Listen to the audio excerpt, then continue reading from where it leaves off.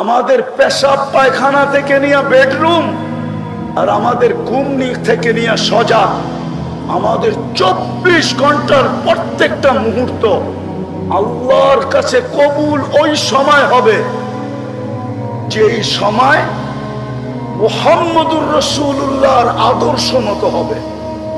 নাইলে যুবকের যৌবন বেকার যাবে, নারীর নারীত্ব বেকার যাবে, পুরুষের পুরুষত্ব বেকার যাবে। পুরা জাতি যাদেরকে আল্লাহ নিজে নির্বাচিত করে উম্মতে মুহাম্মদী বানাইছেন, আমরা সদিচ্ছায় উম্মতে মুহাম্মদী হই নাই, আমরা তো আল্লাহর নির্বাচনের মাধ্যমে হইছি। হুয়াজতাবাকুম, কুরআন বলে তোমরা নির্বাচিত। আমরা নির্বাচিত মাধ্যমে উম্মতে মুহাম্মদী হইছি।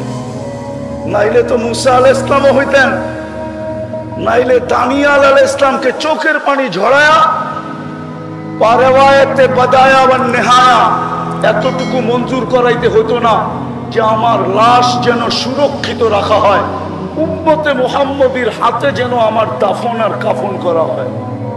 এতটুকু উনি মঞ্জুর করাইতেন না, উনি জানতেন উম্মতে মুহাম্মদী কি জিনিস। মা বাদু ফাউযু বিল্লাহি মিনাশ শাইতানির রাজীম। বিসমিল্লাহির রহমানির রহিম। আনতুমুল আ'লাউনা ইন কুনতুম মুমিনিন। وقال رسول الله صلى الله عليه وسلم تركت فيكم أمرين لن تضلوا ما تمسكتم بهما كتاب الله وسنة رسوله. وقال رسول الله صلى الله عليه وسلم كل أمتي يدخلون الجنة إلا من أبى. قيل ومن يأبى يا رسول الله؟ قال من أطاعني دخل الجنة ومن عصاني فقد أبى. أو كما قال عليه الصلاة والسلام.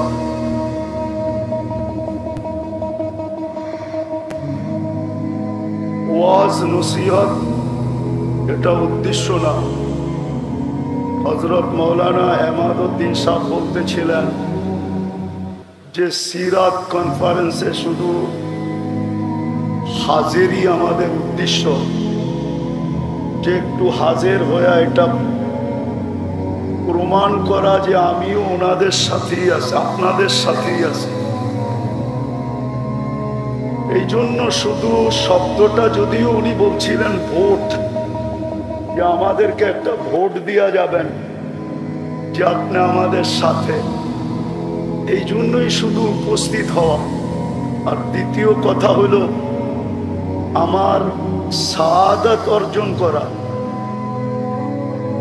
যে সিরাতুন নবী সাল্লাল্লাহু আলাইহি ওয়াসাল্লাম সম্মেলনে উপস্থিত হওয়ার মাধ্যমে নিজের কপালে একটা সৌভাগ্যের ফোঁটা লাগানো। ওয়াজ নসিহত তো যত বক্তার নাম আছে, ইনশাআল্লাহ এই অবেলার কি করবে, ওনারা বেলায় আসবে, সময় মতো আসবে, আর আপনাদেরকে মন ভরা শোনাবে।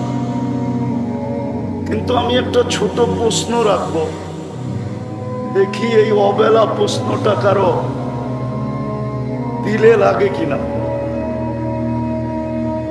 আজকে 250 কোটি মুসলমান থাকা সত্ত্বেও, মুসলমানের 60টা দেশ থাকা সত্ত্বেও, যখন মুসলমানের কোনো দেশ ছিল না, সংখ্যায় দেখা গেছে মুসলমান বড়ই নগণ্য ছিল। আজকে 250 কোটি মুসলমান। খুব মনোযোগ দিয়ে শুনতে হবে, নাইলে বুঝে আসবে না আর লম্ব হবে না। 250 কোটি মুসলমান, কমবেশ 60টা মুসলিম দেশ,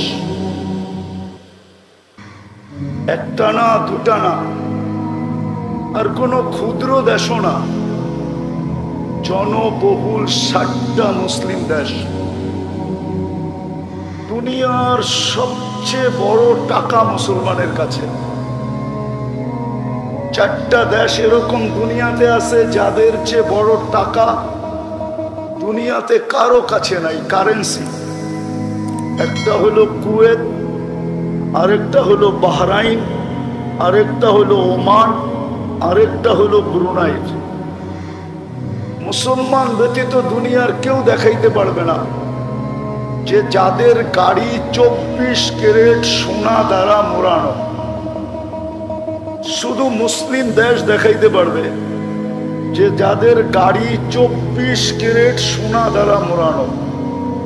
দুবাইয়ের যুবরাজের একাধিক গাড়ি 24 ক্যারেট সোনা দ্বারা মোড়ানো। ব্রুনাইয়ের প্রেসিডেন্টের এন্টার গাড়ি, পুরা গাড়ি স্বর্ণের পার্স লাগানো। দুনিয়ার অর্থনীতি যদি তালাশ করা হয়, সম্পদ যাকে বলে 70% মুসলমানের কাছে। এত সংখ্যা, এত দেশ, এত টাকা পয়সা থাকা সত্ত্বেও আজকে মুসলমানের মতো ঘৃণিত দুনিয়ায় কোনো জাতি নেই, দীক্ষিত কোনো জাতি নাই, লাঞ্ছিত কোনো জাতি নাই, বঞ্চিত কোনো জাতি নাই। একটা উদাহরণ যদি দেই ছোট, জানি না বুঝে আসবে কিনা। আজকে এতগুলা কুকুর না, ঢাকা শহরের কুকুর প্রত্যেক গলির মানুষ নিধন করা শুরু করুক, কালকে সকালে দেখবেন ঢাকা শহরের মেইন পয়েন্টে প্রাণীবাদীরা কিভাবে স্লোগান দেয়, আর কিভাবে সমাগম করে, আর কিভাবে সুপ্রিম কোর্টের রায় এইখানের মানুষের হাতে হাতে বিলীন করে। বাংলাদেশের সুপ্রিম কোর্টের রায় হইল কোনো কুকুরকে অতীতের মতো ইনজেকশন দিয়ে নিধন করা যাবে না। এই রিট প্রাণীবাদীরা করছে, আর ওরা জিতা গেছে। শুধু বাংলাদেশে না, সারা দুনিয়াতে জিতা গেছে। কিন্তু আজকে 2 বছর হইতে চলল, আমি বিবেকের পর্দা খুলতে চাইতেছি আমার ছাত্রদের। 2 বছর হইতে চলল, অক্টোবরের 7 তারিখে 2 বছর হবে। 65,000-এর বেশি, এটা তো সরকারি রিপোর্ট, 65,000, লক্ষাধিকের বেশি মানুষ ফিলিস্তিনে নিধন করা হইল। ক্ষুধার ক্ষুধার তাড়নায় 30 লক্ষ মানুষ ডেলি হাহাকার করতেছে। হাজার হাজার পণ্যবাহী ট্রাক দাঁড়ায় আছে। একটা ট্রাক তো দূরের কথা, একটা খাদ্যের প্যাকেট পর্যন্ত ঢুকতে দিতেছে না। কিন্তু আজ পর্যন্ত কোনো প্রাণীবাদী সংস্থা, চাই সেটা বাংলাদেশের হোক, চাই কোনো মুসলিম দেশের হোক, বিজাতি তো বাদই দিলাম, আজ পর্যন্ত একটা প্রতিবাদ করে নেয়, আজ পর্যন্ত একটা নিন্দা করে নেয়, ছোট একটা ফেসবুকে ক্লিপ পর্যন্ত দেয় নাই। যদি কেউ আমাকে প্রমাণ দিতে পারে এই পুরা জনগোষ্ঠীর ভিতর থেকে যে প্রাণীবাদীরা এটার প্রতিবাদ করছে, তাইলে এই মজলিসের জুতার আমার গাল ফিরি। বুঝা গেল ওরা আপনাকে প্রাণী ভাবে না, ওরা ভাবে মুসলমান আগাছা। আপনি চিৎকার দিয়া কি করবেন? বরং আমার কথা মানবেন কি মানবেন না জানি না। আমরা দেখছি অতীতে যতই বেশি চিৎকার দিছি, ততই বেশি নির্যাতন আমাদের উপরে আসছে। তাইলে এই দুরবস্থা আমাদের কেন?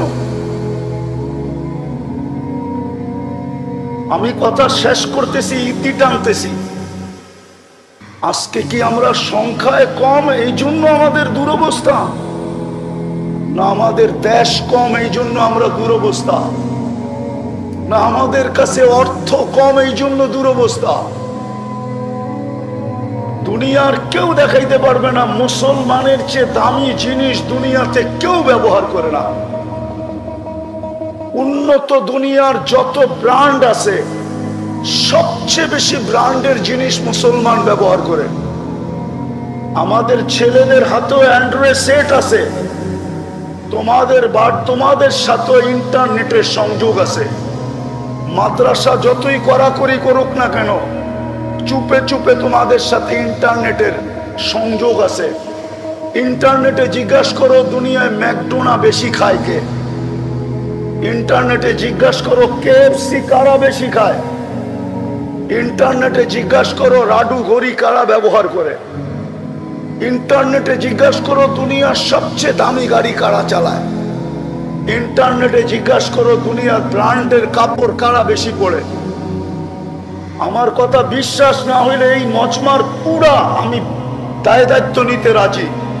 যদি বিল গেটসের কোন প্যান্ট $300 উপরে কেউ দেখাইতে পারে, ওর জুতা আমার গাল।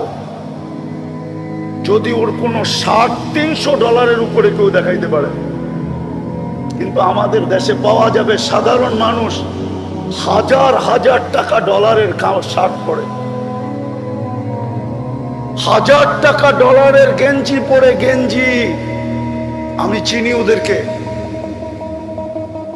আমরা নির্যাতিত কেন, নিষ্পেষিত কেন, ঘৃণিত কেন, অবহেলিত কেন? বিজাতির কথা বাদই দিলাম, আমার সমাজ আমাকে ঘৃণার চোখে দেখে কেন? কিছু বললেই আমার উপরে মৌলবাদীর ট্যাগ লাগায় কেন? অতীতে তো দেখা আসলাম জঙ্গি ট্যাগ লাগাইলো কেন? বিভিন্ন অপবাদ দেয় কেন? কারণটা কি? বিজাতির সমাজ তো বাদই দিলাম, সিরাত তো এই জন্য ছিল না। আমি আলোচনাকে নিষেধ করতেছি না, শুধু আলোচনাই হবে এই জন্য তো সিরাত ছিল না। মুহাম্মদুর রাসূলুল্লাহর আবির্ভাব তো এই জন্য ছিল না যে শুধু দুনিয়াতে আসবে আমরা আলোচনা করব। শুধু তো এই জন্য ছিল না যে কিতাবে লিখবে আর আমরা পড়ব। তোমরা আমাকে জবাব দাও, যারা আসবে ওরা তোমাদেরকে বড় গরম গরম শোনাবে আমি জানি। আমি ঠান্ডা হুজুর, আমি গরমে বিশ্বাসী না। আমি সব সময় থাকি এসির ভিতরে, এই জন্য আমি ঠান্ডাই থাকি। আলহামদুলিল্লাহ সুম্মা আলহামদুলিল্লাহ। আমি গাড়িতে থাকলো এসিতে থাকি, বাসায় থাকলো এসিতে থাকি, এই জন্য আমার বয়ান ঠান্ডা ঠান্ডা। আমি তোমাদেরকে চুষে আনতে পারবো না, কিন্তু আমি বিবেকের পর্দা খুলতে চাই। বলো কেন আমরা 90% মুসলমানের দেশেও আমরা নির্যাতিত? আমরা কেন মৌলবাদী? আমরা কেন, আরে কেন আমরা জঙ্গি ট্যাগ লাগানো? কেন আমাদের উপরে আঙ্গুল উঠায়? এক রিক্সাওয়ালা পর্যন্ত আমাদেরকে সইতে পারে না। রিক্সাওয়ালা পর্যন্ত সামনে পড়লে গালি দিয়া বলে ও মোল্লা সরো। সমাজের কোন চোখে আমরা উপরে? কেন আজকে মুসলমানের এই দুরবস্থা? অথচ যেই দিন সংখ্যাই ছিল না, যাদের প্রশংসা আল্লাহ করে, ওদের চেহারা দেখা কি করতেছে? দুনিয়া তো কবর কম দেখলাম না।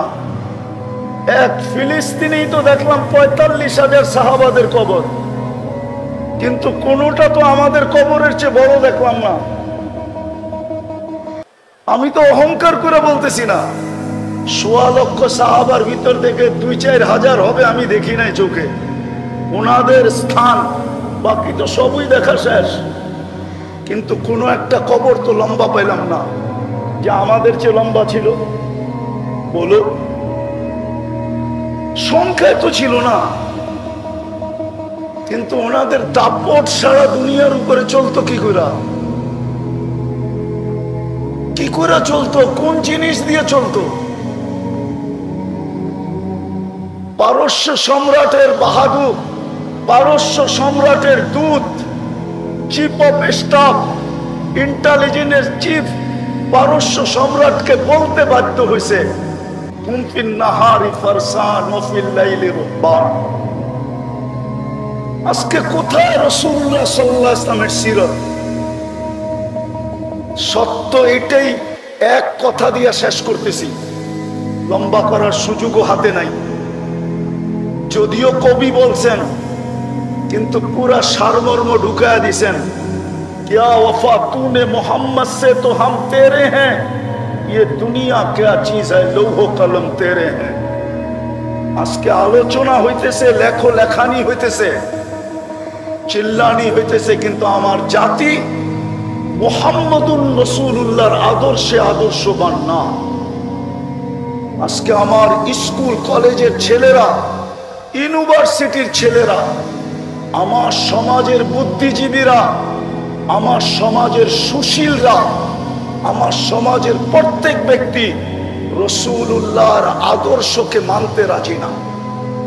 যদিও ইমাম বুখারী রাহমাতুল্লাহ আলাইহি বুঝাইতে চাইছিলেন, কিন্তু আমরা পড়ছি বটে, পড়াইছি বটে, বুঝাইতে পারি নাই, জাতিকে আদর্শ বুঝাইতে পারি নাই। ইমাম বুখারী রাহমাতুল্লাহ আলাইহি এক জায়গায় লেখেন নাই, বহুত জায়গায় লেখছেন এই হাদিসকে, যে কবরে সর্বপ্রথম প্রশ্ন হবে মা কুনতা তাকুলু ফি হাদার রাজুলি মুহাম্মাদিন। কিতাবুল জানায়েজ এই হাদিস আছে, এক জায়গায় নাই, 10 জায়গায় আছে। আমার মনে হয় ইমাম বুখারী কায়েলি একচুয়ালে, যে কবরে প্রমাণ করতে হবে মুহাম্মদুর রাসূলুল্লাহর আদর্শে কতটুকু আদর্শবান ছিলাম। এটা যে প্রমাণ করবে, তার বাকি 2 প্রশ্নের প্রমাণ হয়ে যাবে। যদি এটা প্রমাণ না করতে পারে, উঠান বুখারী। আমার পিছেও যারা আছে এরা হয়তো কেউ কেউ বুখারী পড়ায়, শাইখুল হাদিস এখানে হবে। ইমাম বুখারী রাহমাতুল্লাহ আলাইহি প্রশ্ন উঠাইছেন যে কবরে প্রথম মুর্দাকে দাফন করার পরে যখন আত্মীয় স্বজন ফিরতে শুরু করে, তো মুর্দা নাকি এদের ফিরা যাওয়ার জুতার আওয়াজ পায়। তখনই 2 ফেরেশতা আসে আর আয়েশা জিজ্ঞাসা করে মা কুনতা তাকুলু ফি হাদার রাজুলি মুহাম্মাদিন। আজকে আমরা আলোচনায় পটু, লেখাতেও পটু। উচিত ছিল, উচিত এই সংস্থা তো শুধু একটা প্রোগ্রাম করবে, ঢাকা দক্ষিণের এই মাঠে শুধু একটা প্রোগ্রাম করবে। উচিত ছিল টাকাটাকে কয়েক ভাগে ভাগ করা, এই রবিউল আউয়াল মাসে প্রত্যেকটা টাকাকে কয়েকটা ভাগে ভাগ করা, কমসে কম 2 দিন অন্তর অন্তর 15টা সম্মেলন করা উচিত ছিল। আমি আপনাদের উপরে আঙ্গুল উঠাইতেছি না, রাগ হয়েন না।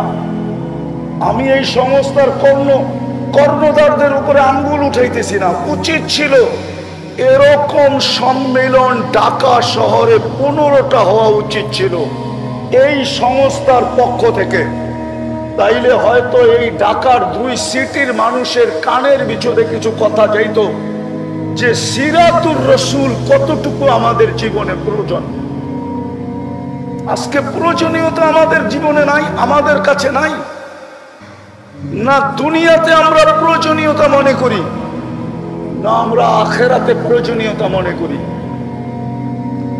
আমাদের পেশাব পায়খানা থেকে নিয়ে বেডরুম, আর আমাদের ঘুম থেকে নিয়ে সজা, আমাদের 24 ঘন্টার প্রত্যেকটা মুহূর্ত আল্লাহর কাছে কবুল ওই সময় হবে যেই সময় মুহাম্মদুর রাসূলুল্লাহর আদর্শ মতো হবে।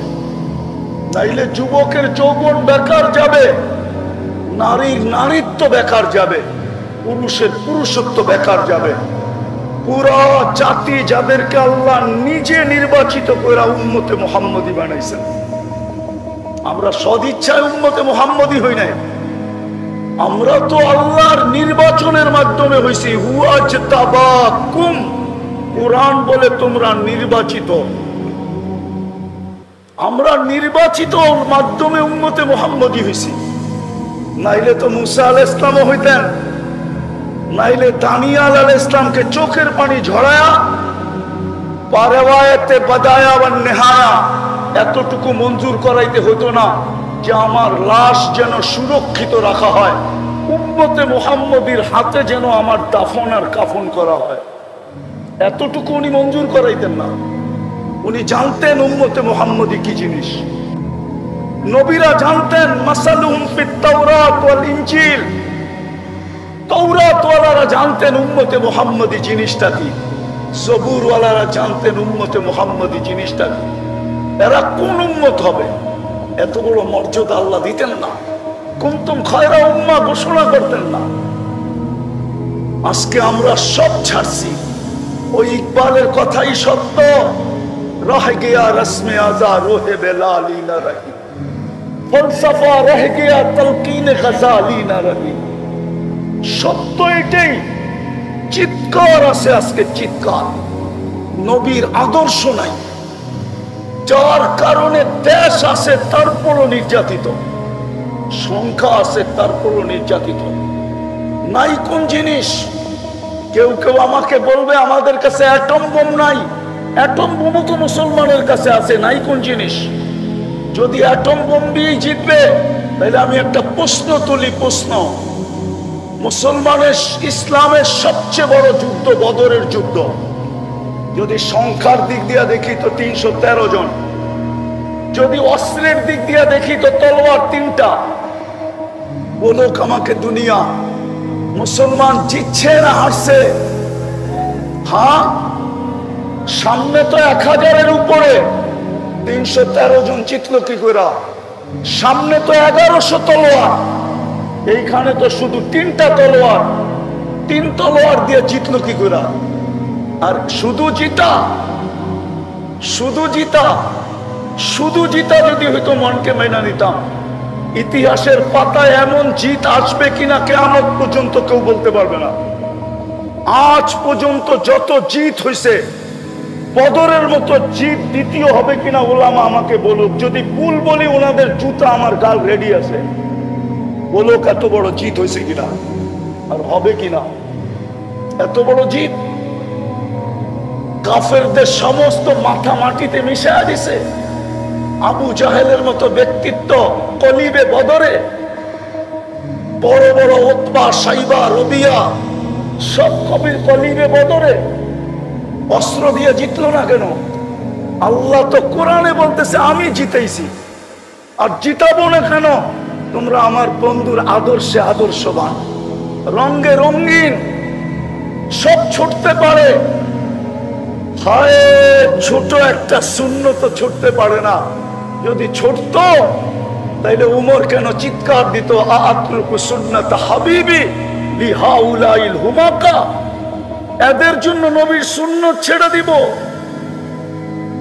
আজকে তো আমাদের ছেলেদের কাছেও সুন্নত নাই। পড়াই তো আমরা শুধু হাদিসের সংযোগ রাখার জন্য পড়াই, নাইলে ছেলেদের অবস্থা দেখলে পড়াইতে মনে চায় না। আমরা যেই জমানায় পড়ছি আর আজকে যারা পড়ে, আমাদের মাদ্রাসাগুলো তো চলে আসছে স্কুলের সিস্টেম। ওস্তাদকে ছাত্রদের ভয় নিয়ে পড়াইতে হয়। বলুক হুজুর সত্য বলতেছি না মিথ্যা বলতেছি? আমাদের মাদ্রাসাগুলোরও তো এই অবস্থা। টুপি দাড়ি কি আসল? আসেন এইখান থেকে অঙ্গীকার করি, অঙ্গীকারবদ্ধ হই। যতদিন পর্যন্ত আমরা ইউটার্ন না নিব, কোরআন এটাই বলে লাআল্লাহুম ইয়ারজিউন, যতদিন পর্যন্ত আমরা নবীর আদর্শে আদর্শবান না হব।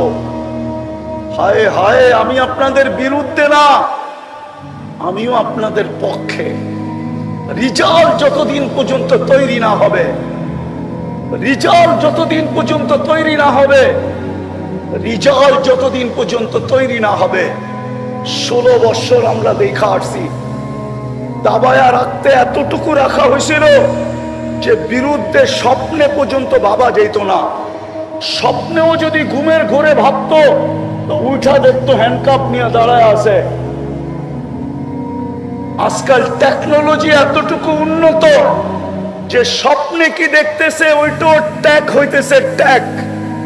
বিশ্বাস হয় না? এখন গুগলে যে জিজ্ঞাসা করেন গুগলকে যে মুফতি নজরুল ইসলাম কাসেমি কোথায় আছে, তো গুগল সাথে সাথে অ্যান্সার দিবে যে এই মাঠে বয়ান করতেছে। আমি জানতাম না এটা, আমি জানছি কয়েকদিন আগে।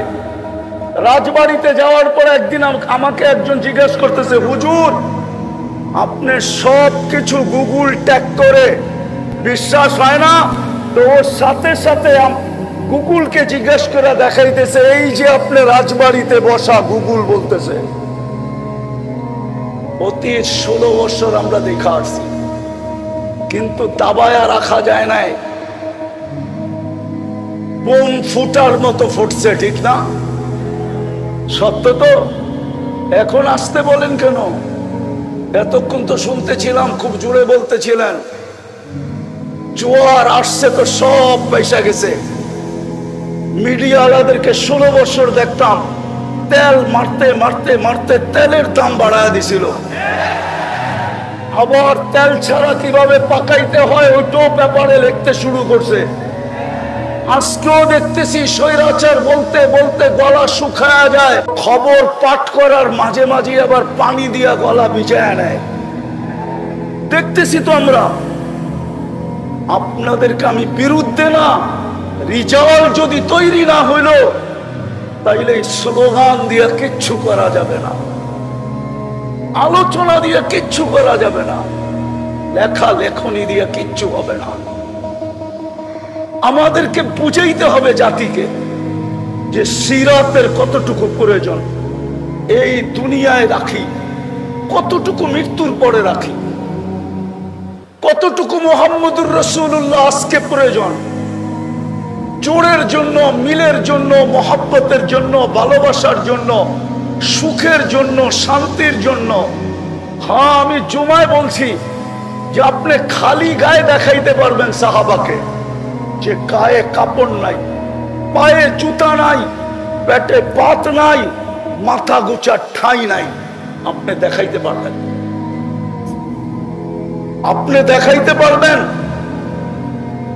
যে ঠাঁই নাই, কিন্তু আপনি এটা দেখাইতে পারবেন না যে সুখ নাই। এটা ইতিহাসবিদ দেখাইতে পারবে না শান্তি নাই, এটা দেখাইতে পারবে না জোর নাই, এটা দেখাইতে পারবে না মিল নাই, এটা দেখাইতে পারবে না মোহাব্বত নাই, এটা দেখাইতে পারবে না ভালোবাসা নাই, এটা দেখাইতে পারবে না সহানুভূতি নাই, এটা দেখাইতে পারবে না সিম্পেথি নাই। সহানুভূতি, যুদ্ধের ময়দানে সহানুভূতি দেখেই তো দুনিয়া পাগল হয়ে গেছে। কে শিখাইছিল? পানি বইলা চিৎকার দিছে, আর আপন ভাই তো পানি নিয়ে ছুটে গেছিল, কিন্তু পাশের লোকটা যখন বলছে পানি, তো আপন ভাইকে বলছে আমার চেয়ে পিপাসিত বেশি। ওইখানে যখন বলছে তো তৃতীয় আওয়াজ আসছে পানি, তো দ্বিতীয় বলছে আমার চেয়ে পিপাসিত বেশি। তৃতীয় জনের কাছে পৌঁছতে পৌঁছতে দুনিয়ার থেকে চলে গেছে, দ্বিতীয়র কাছে আইসা দেখে ও চলে গেছে, আপন ভাইয়ের কাছে আইসা দেখতেছে ও চলে গেছে, পানি পানির জায়গায় রয়ে গেছে।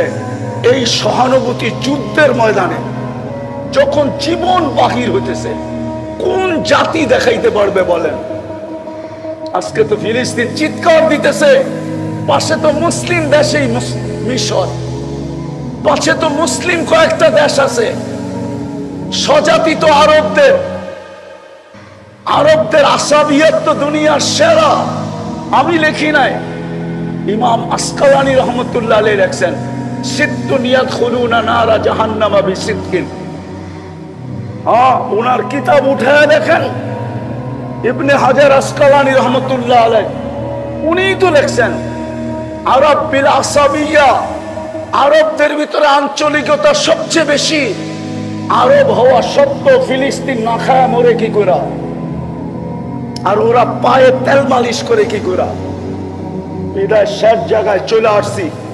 আসেন এই সম্মেলন থেকে আমরা অঙ্গীকার করি যে আজকের থেকে আমাদের মিশন হবে, আমরা সিরতের উপরে উঠব, রসুলের সুন্নতের উপরে উঠব,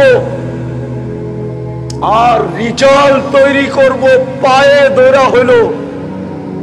দেখি আল্লাহ আমাদের উপরে দয়া করেন কিনা, নাইলে চিৎকার দিতে থাকবো প্রত্যেক রাকাতে গায়রিল মাগদুবি আলাইহিম ওয়ালাদ-দাল্লিন পড়তে থাকবো, আর মসজিদ গুলা জোরে আমিন বইলা কাঁপাইতে থাকবো।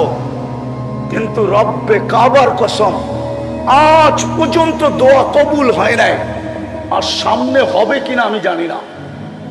মসজিদ আমিন দিয়া কাঁপবে, আর আমরা ওয়ালাদ গায়রিল মাগদুবি আলাইহিম ওয়ালাদ-দাল্লিন পড়তে থাকবো। আল্লাহ ইহুদি নাসারার হাত থেকে বাঁচান, আর আমরা ওদের দ্বারা সবচেয়ে বেশি নির্যাতিত হতে থাকবো। আজকে যেরকম নির্যাতিত, কালকে আরো বেশি নির্যাতিত হতে থাকবো যদি আমরা ইউটার্ন না নিলাম। আপনি ভাবেন না মুসলমানের ঘরে মুহাম্মদুর রাসূলুল্লাহ, আমি তো ফিলিস্তিন চোখে দেখা বলতেছি। গত বছর আমি বলে গেছিলাম এখানে, আমি 15 বছর আগে চোখে দেখছি। আপনারা মিডিয়ায় ফিলিস্তিন দেখেন, আমার মতো চোখে দেখেন নাই। ফিলিস্তিনের কোনো গলি নাই যেখানে আমার পায়ের ছাপ না আছে। আমি চিনি ইব্রাহিম আলাইহিস সালাম কোথায় ঘুমাইতেছে, আমি চিনি মুসা আলাইহিস সালাম কোথায় শুয়ে আছে, আমি চিনি 70 জন নবীর কবর কোথায় চিহ্নিত আছে, আমি চিনি 45,000 সাহাবা কোথায় শুয়ে আছে, আমি চিনি বাইতুল মুকাদ্দাস যেখানে 1.25 লক্ষ নবীদের সম্মেলন হয়েছে সশরীরে, যেখানে মুহাম্মদুর রাসূলুল্লাহ ইমামতি করছে, যেখানে বক্তৃতা দিছে, তারপরে আরশের দিকে রওনা করছে।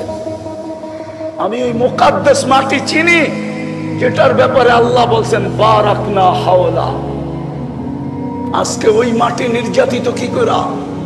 আল্লাহকে যদি প্রশ্ন করি, আল্লাহ সবচেয়ে বেশি আবাবিল তো ওই মাটিতে বাস করে। কিতাব উঠান, গুগলে সার্চ করেন, দুনিয়ায় সবচেয়ে বেশি আবাবিল কোন দেশে পাওয়া যায়? বলবে শামে। শামের ক্যাপিটাল হলো ফিলিস্তিন। পুরান শাম, নতুন শাম, ফিলিস্তিনের সবচেয়ে বেশি আবাবিল। কেন আল্লাহ বলে না ওই পাথর কি বিলুপ্ত হয়ে গেল যেটা হাতিওয়ালাদের উপরে নিক্ষেপ করা হলো? ওই ইউরেনিয়াম কি দুনিয়ার থেকে বিলুপ্ত হয়ে গেল? যে আল্লাহ আবাবিলকে হুকুম দিতে পারতেছেন না যে পাথর কোত্থেকে পাবে, পাঞ্জায় কোত্থেকে উঠাবে, আর এদের মাথার উপরে কোথায় মারবে? ওই পাথর কি বিলুপ্ত হয়ে গেল? কি বলে মজমা? বিলুপ্ত ওই পাথর? আল্লাহর খাজিনায় ওই পাথর নাই? তাইলে কেন আবাবিলকে হুকুম করে না? আল্লাহ বলে হুকুম করব তো করব কি কইরা? ডেলি তো 5 বেলা আমি ডাকি। আমার বন্ধুর সবচেয়ে বড় আদর্শ ছিল চোখের শীতলতা ছিল। দুনিয়াতে আসতে দেরি, সেজদা করতে দেরি করেন নাই, যাওয়ার সময় চিৎকার দিতে দেরি করেন নাই, আসসালা আসসালা। ওই নামাজের জন্যই তো আমি ডেলি 5 বার ডাকি। শুধু আমি তো ডাকি না, 99 পদের মালিক হয়ে ডাকি।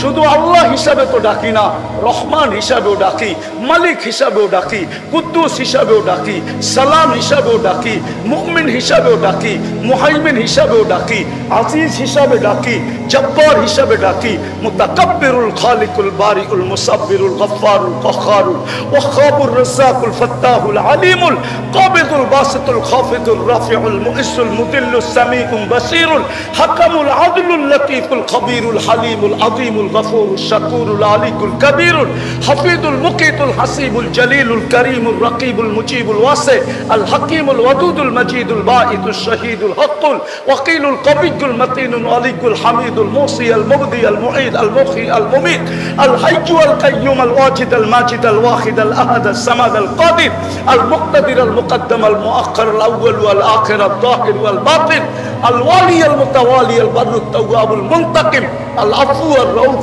মালিক আল মুলক যাল জালালি ওয়াল ইকরাম আল মুকসিত ওয়াল জামি ওয়াল গনি ওয়াল মুগনি আল মানি আদ দার আল নাফি আল নূর আল হাদি আল বদি ওয়াল বাকি আল ওয়ারিস ওয়াল রশিদ ওয়াস সাবুর জাল্লে জালালু 99 পদের মালিক হয়ে 5 বেলা ডাকি, তারপরও তো 90 বার মসজিদে আসে না। আমি তোদেরকে সাহায্য করি তো করি কি করে? আবাবিল পাঠাই তো পাঠাই কি করে? তোদের দিকে তাকাই তো তাকাই কি করে? আমার সমাজে 90 বার নামাজ পড়ে না। আমাদের চিৎকারে সাহায্য চলে আসবে? বিদায় পায়ে হাত দিয়া বলি আসেন। নিজেও নবীর আদর্শের উপরে চলি,